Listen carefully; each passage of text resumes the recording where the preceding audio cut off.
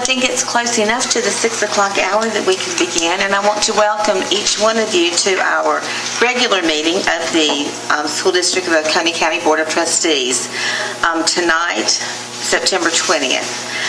As we begin all of our meetings, we begin with a moment of silence, and if you would like to join us, you're welcome to, and if not, we will have that moment of silence now.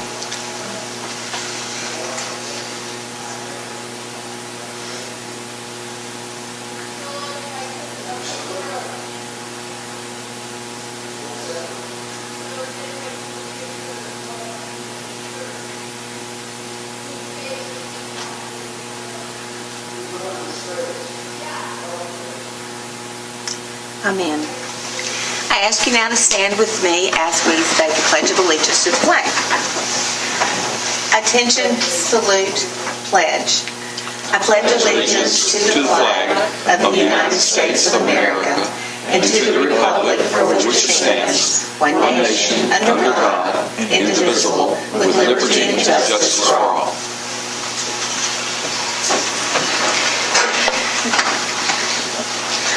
Last week, each of you received an agenda for tonight's meeting, September 20th, 2021. Did anybody have any changes, anything on it? All right, if not, then it was, with no objection, it is approved as presented. It's now time for public comment. As you know, this is limited to 30 minutes, and this week we had 9 people sign up who wanted to speak. So, again, I have the authority to change the 5-minute limit. So I'm going to ask that you try your best to refrain from going more than 3 minutes with your comments. Many of the comments are the same. You know, I think we did so well last week because so many people got to speak, and they all were well respected, and I just ask you that we do that again tonight. So we will start our 30 minutes of public comment at this time, and Mrs. Bates, you will call our first speaker.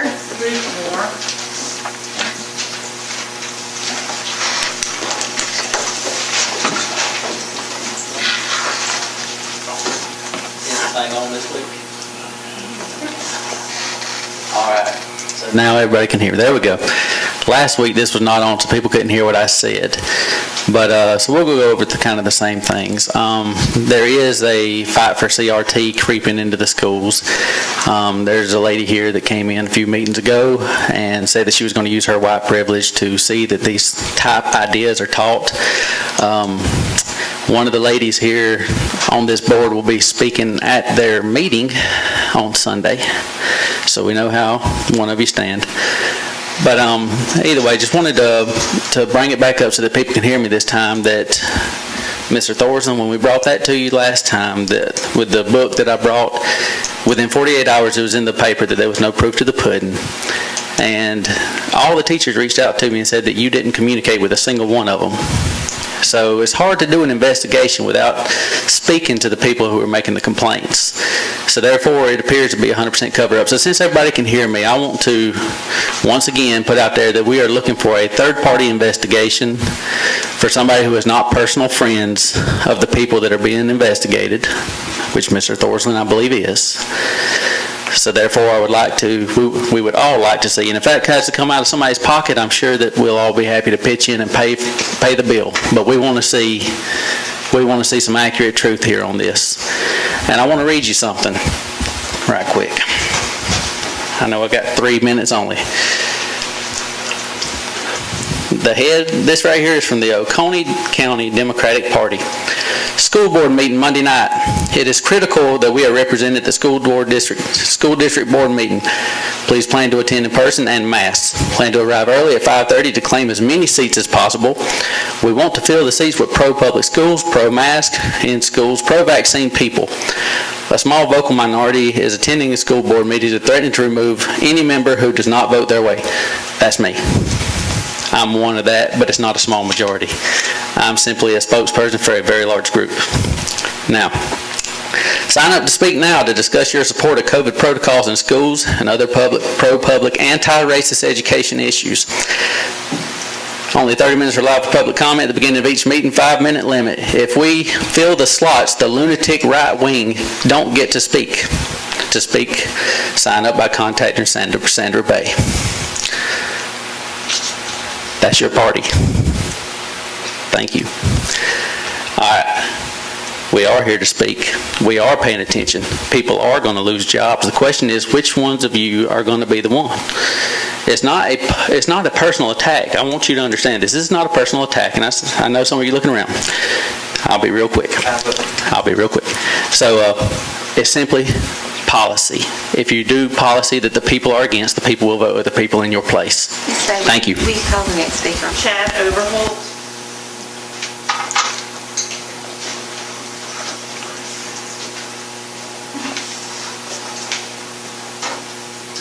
Good evening, guys.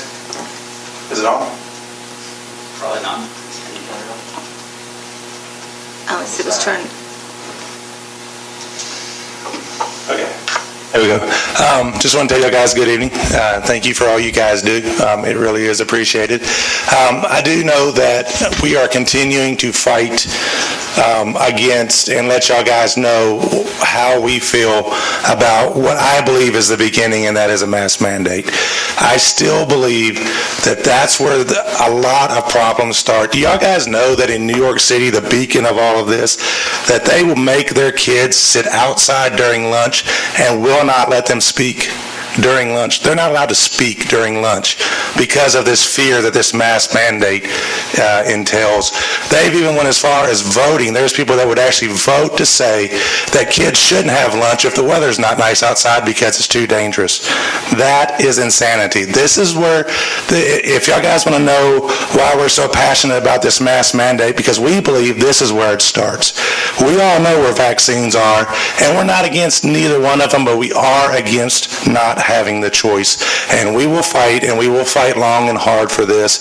We believe in it passionately. We are not against masks, and we are not against vaccines. We are 100% against a mandate for both.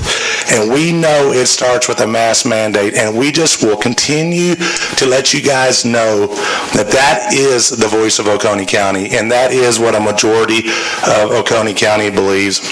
We currently rank 44th in the country in education. That's where we need to fight.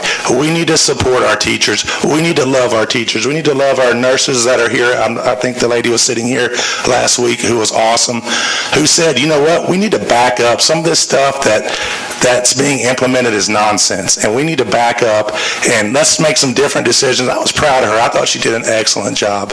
And I think that that's what it's going to take from you guys when it comes time, because it's going to come back. We're confident that they're not going to let this thing die, and as long as this virus is around, these kind of things, especially starting with the mask mandate, will continue to come up.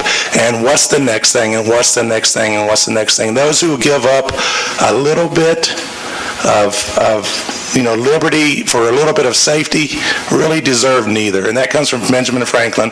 And I think you guys need to remember that. When we start backing up our liberties for safety, pretty soon we will have neither. It's been proven over and over in New York and LA, over and over. I mean, those people are fleeing those places, and there's a reason why. To us as parents, this is one of the places that starts locally, and we're going to continue to say that. So thank you guys. You are appreciated. Ms. Collins.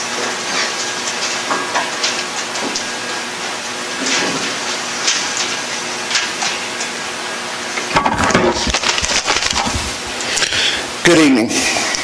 When I first initially scheduled to speak tonight, I wanted to talk about my son, who has autism, and the facts that the meeting that we had on the first day of elementary school, those restraints that were put on him, and I had research that proves that every special needs kid is suffering from that, and it's the restraint on social.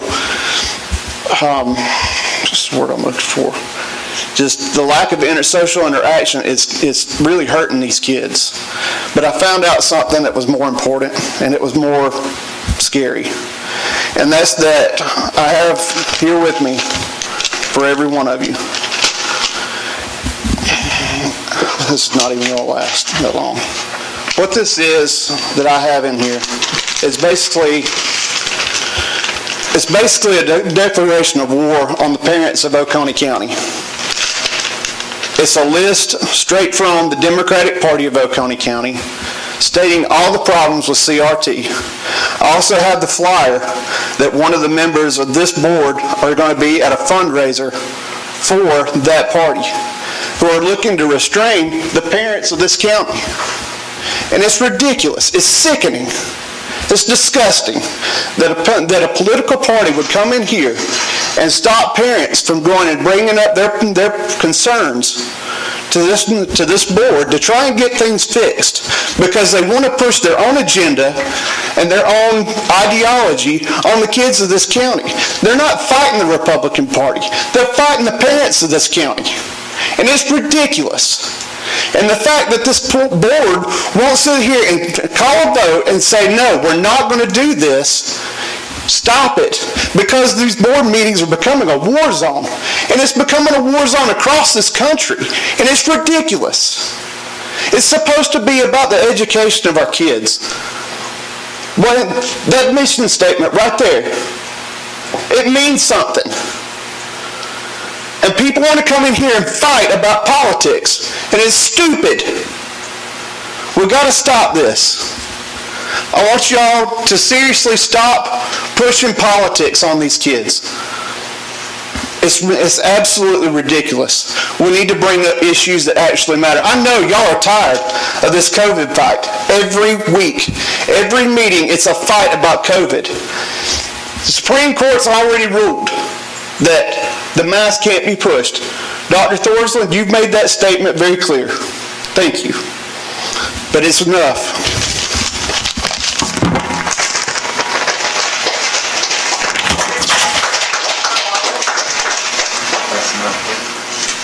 Thank you.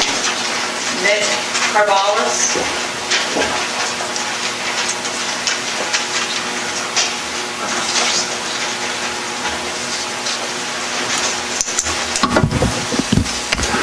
Hi, can you hear me? I'm going to keep it brief. I want to thank you for this opportunity to come and have my voice heard, and I think I represent quite a few people, parents of Oconee County school children. I'm not going to try and talk about whether or not we think masks should be the thing that we do or not. What I'm going to talk about is harm, okay? I'm willing to accept that maybe masks aren't the right thing to do. But the harm, if I'm wrong, is that a bunch of kids and a bunch of teachers just have a piece of cloth over their face. I want other people to think about what's the harm if they're wrong. Okay? That's all I'm going to say. Thank you. Linda Holt.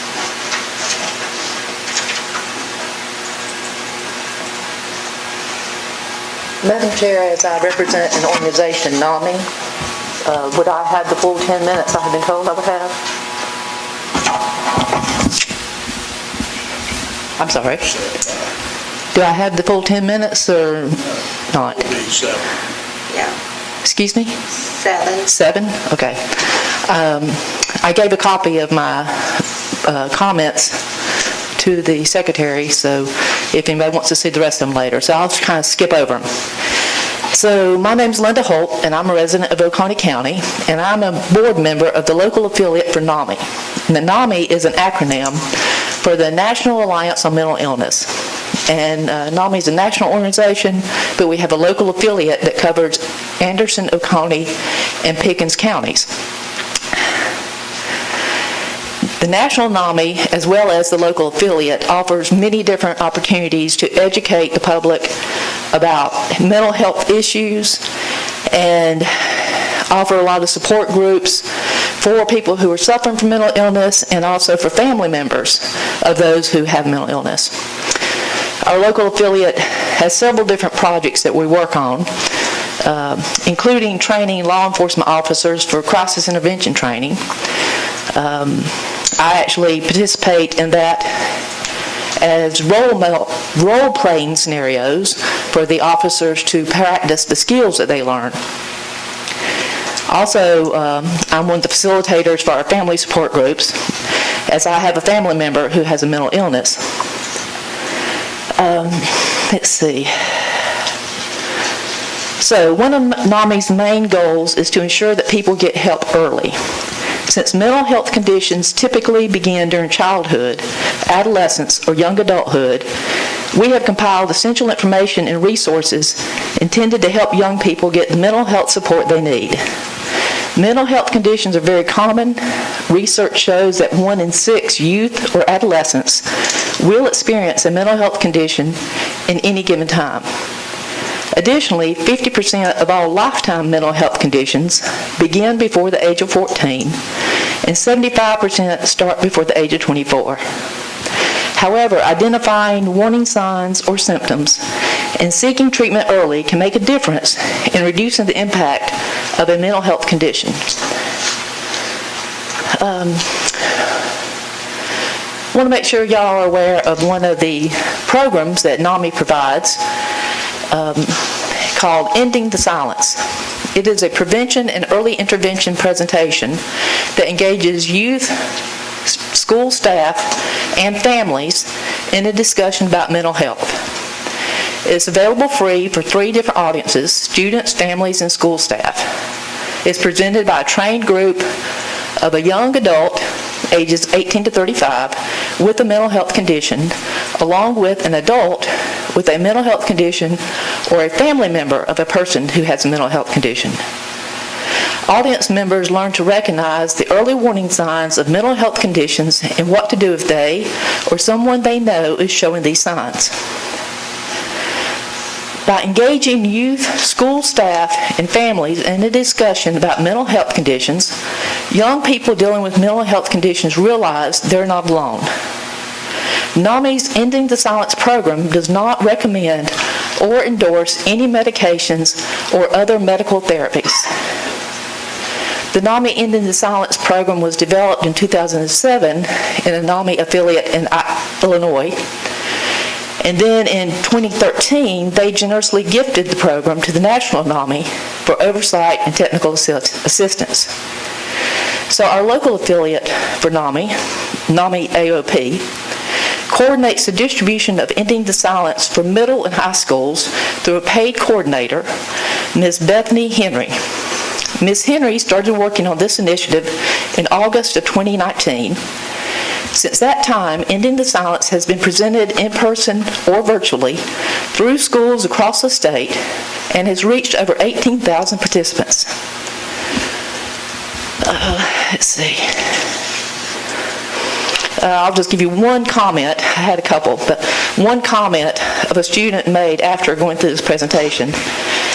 This student said, I believe I've had depression since 7th grade. I've been holding it in for a really long time. After hearing the presentation, I went home and told my mom. I told her I need help with this because it is something I cannot fix myself. I have tried and tried. Now, after school today, I have a meeting with a psychiatrist. I'm really scared, but I know I'm doing the right thing.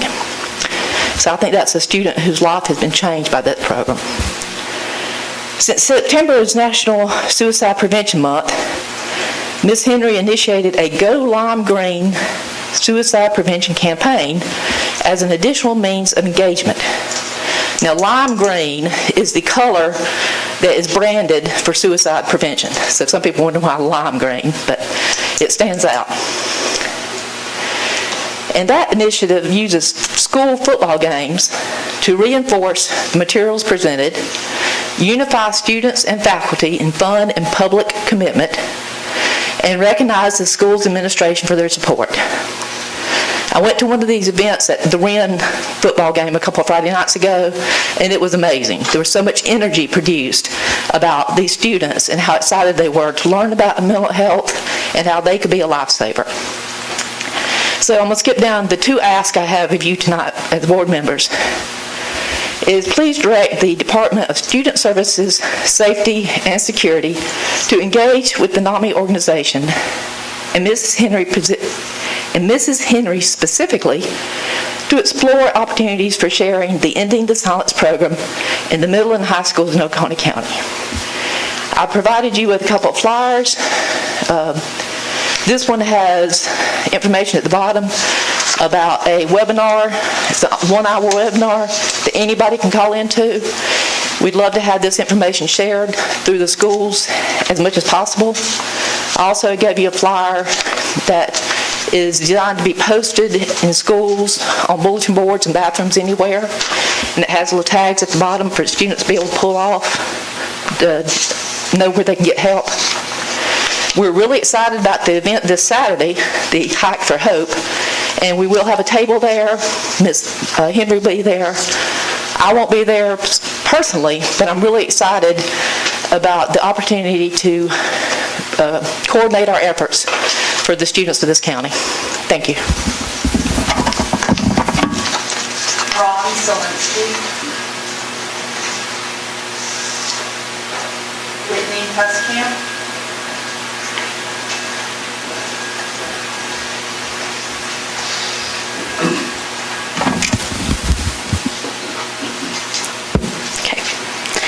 Good evening. My name is Whitney Huskamp. I wanted to thank you guys for allowing me to speak today. I know all of you are in a hard position to make decisions. I know it personally. My granddad sat up there as superintendent for 18 years, Fred Hamilton, and he also served there for a long time. So I know what you guys would do is not easy. But I have two little girls, one who is currently attending Northside Elementary, the other who will be attending in a couple years. And my oldest is actually in 2nd grade. So 2 years ago in kindergarten, her kindergarten got cut off short. And for a lot of those, that can be such a hard time because kindergarten is such a vital year, learning how to read. And then coming back to school the next year is also hard. That wasn't a hard decision for us because our oldest is an extrovert. She needs that social interaction because that is who she is. But it was hard for her. It was hard for her to go in, to be masked, to have to sit away from her friends, to be told daily, all right guys, you can't really be around each other. You need to sit apart. You don't really, okay, I know you have friends in other classes. I know you might see them in the hallway, but again, don't get near them. And that can be so hard for kids. I really appreciate them coming in for NAMI for mental illness because that is something that we are dealing with this COVID stuff. You see the studies, how much suicide has gone up, and it's getting younger and younger, 10, 11-year-olds. You know, when I was in school, it was never heard of, rarely. And now it's 10, 11, 12-year-olds. They're babies. They are still babies. And you know, I think last year is a time that was just hard for my daughter in general because she lost a grandmother. I lost my mom. And having her to go to school, you don't get those hugs, you don't get those things from that. So what I ask of you today is think about that. You know, the school board is made up of elected officials to carry out the will of the community. So what do those people want? How are you finding out what those people in your district want? Do they want masks, and are you voting for that? Or are you voting against that? And what else are we doing? Are we talking about boosting their immune systems with vitamins? Hey, longer recess. So many people are vitamin D deficient. Take them outside longer. So those are things that when you do discuss masks, and whether you decide to implement them or not, ask that you find out what the people in your districts want. Thank you. Shereen Head.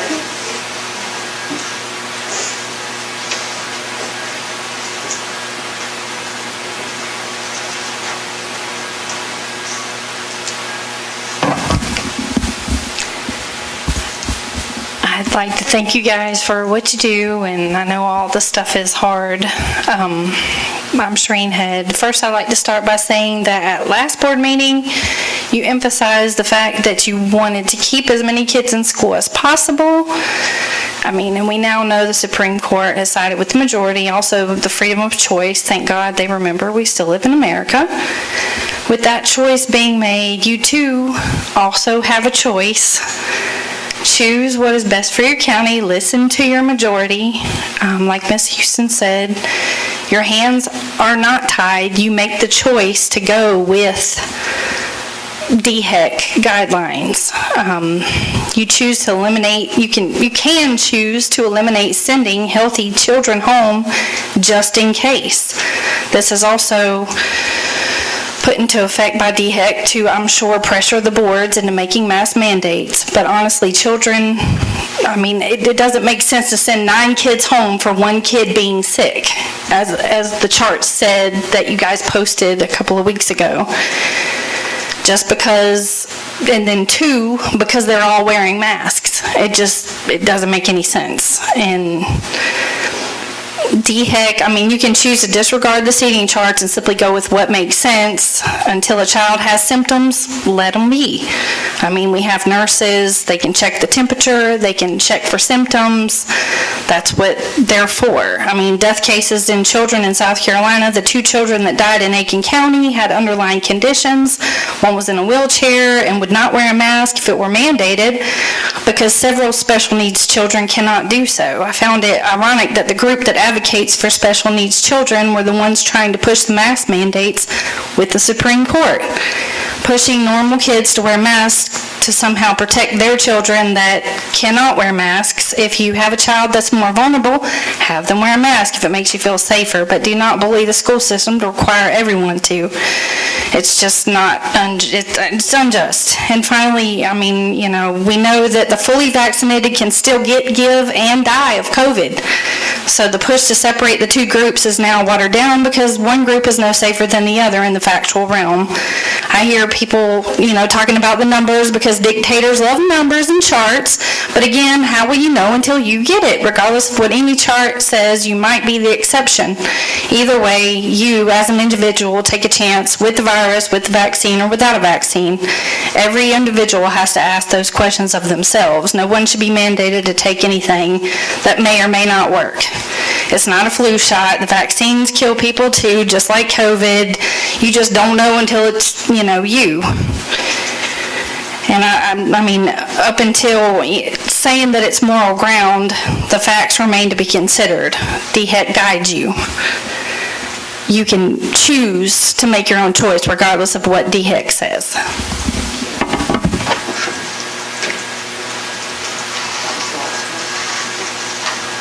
All right, we thank each of you who spoke tonight. Thank you for sharing your views. All right, this time we will begin our regular meeting, and we begin that with the approval of minutes. Now, y'all received minutes from the August 16th, 2021 combined board meeting, August 31st, 2021 special called board meeting, and the September 13th, 2021 work session meeting. Did anybody see anything, have any corrections on those? All right, then those 3 sets of minutes will stand approved with no objection. And at this time, Dr. Thorson will have the superintendent's report. Thank you, Ms. McCormick. Just a couple of quick things tonight. I told you last week that the numbers seem to be on the decline at this point. That is still holding up. I looked this afternoon after DHEC updated their positive case counts on their website today. September 4th was the peak day for the 7-day average of positive cases in South Carolina, 5,543. As of today, that number's down below 4,000, so a little higher than a 25% reduction on the 7-day case count, so that's certainly good news. If you drill that down to Oconee County on August 30th, was our high of about 116 cases a day, 7-day average, and that number is down to 80. We did see a little rise for a couple of days. That's going back down, so that is our lowest 7-day average since August 24th, I believe. So it appears that numbers are going in the right direction, which is encouraging, and we still hope to be able to kind of get back to normal as soon as possible. We did announce primarily our most restrictive environments are the elementary schools. Those are certainly the students who don't have the choice to get vaccinated at this time. We announced at the beginning of the year that we would kind of put some interventions in place through the first 9 weeks, which would be mid-October. And our goal is hopefully, if these numbers keep falling, that we'll be able to kind of open things back up, like field trips and visitors and things like that at that time, but we'll continue monitoring that. The other just piece of information I wanted to share with you, and you may have read it, I'm actually looking at WGOG's site. Mr. Mangrum has reported it there, but County Council will hear a presentation from Christy Hubbard tomorrow night about millage recommendations for the county. They are voting tomorrow night, so they'll not only hear the presentation, but they'll set millage tomorrow night. Ms. Moore and I went across the street earlier today and met with Ms. Hubbard, so we feel good about what she plans to recommend, and I think it'll be hopefully a positive meeting tomorrow night, and we'll know a little bit more about our budget. I still always think it's a little bit backwards in South Carolina that we have to get you guys to approve a budget, County Council approves a budget, and we don't know what millage is until September, 2 months into the budget year, but that's where we are, and that'll take place tomorrow night, so we should watch the news on Wednesday morning, and I'm sure they'll let us know where those values were set. And I think that is all I had. Okay. All right, Mr. Hampton. Thank you. I know there was a discussion asking about a Seneca Middle School update, so I'm happy to provide that with what we can. It's been a long process, and we still have ways to go, but the good news is the timeline remains the same for opening that we told you back in February, August of 2024. We have been working through Duke Energy and with Trail Jump Carter Cease and our district team to work through the power line situation that's running through the property, and we feel like in the last several months we've made a lot of progress on that. We actually have a timeline for that, which has been moved up about 4 months from what they originally gave us, and gets us close to the window that Trail needs to get the building going. So we're looking at that happening and those lines being changed out in mid-March of next year. Part of it will depend exactly on when they can shut down. There's a plant that will have to close and go offline for about 8 hours to 12 hours while they actually switch the power over. So they're working with that, but we've got a window, and it's no later than the end of March. We received last week our permits from DHEC for erosion control. They approved our erosion control plan from our engineers. So we are scheduling our pre-construction meeting for next Monday, where we go on site, which is required by law to go on site. And then if weather permits, in about 4 weeks, we think the dirt should be pushed where they need it for deep power.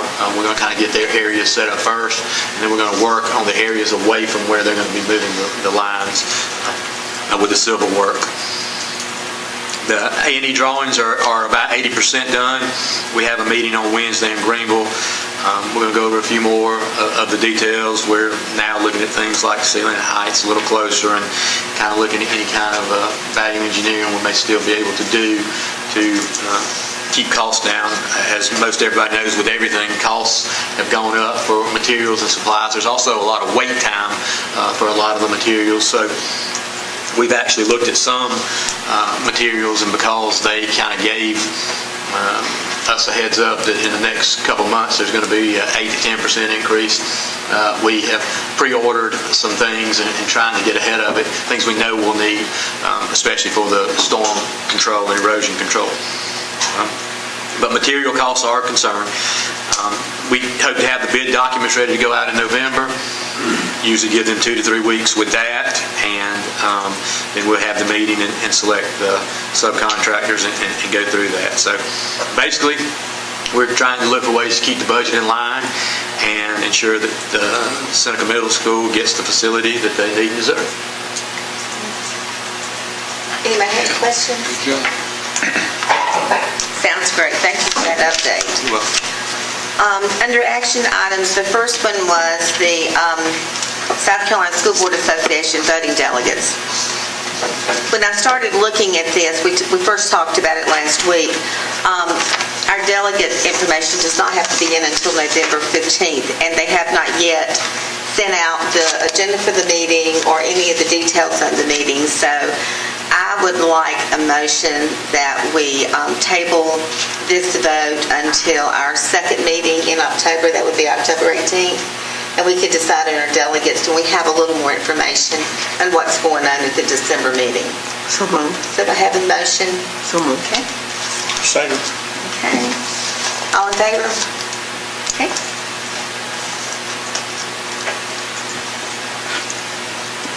All right. Tonight we also have as an action item the second reading on policy CCE, the organizational chart. And we've had this before for several weeks to look at. Anybody have any? I can just, brief summary, it really gets us in line with the organizational structure that we have here at the district office. Just an update to clarify a couple of titles and make sure a couple of positions that weren't listed on the previous version are listed. But this is an accurate reflection of the district leadership. Okay. Anybody have any questions on that? As I said, we've looked at it several weeks, so if there's nothing else, then I will ask for a motion to approve on second reading policy CCE organizational chart. So moved. Second. All right, all in favor? Great.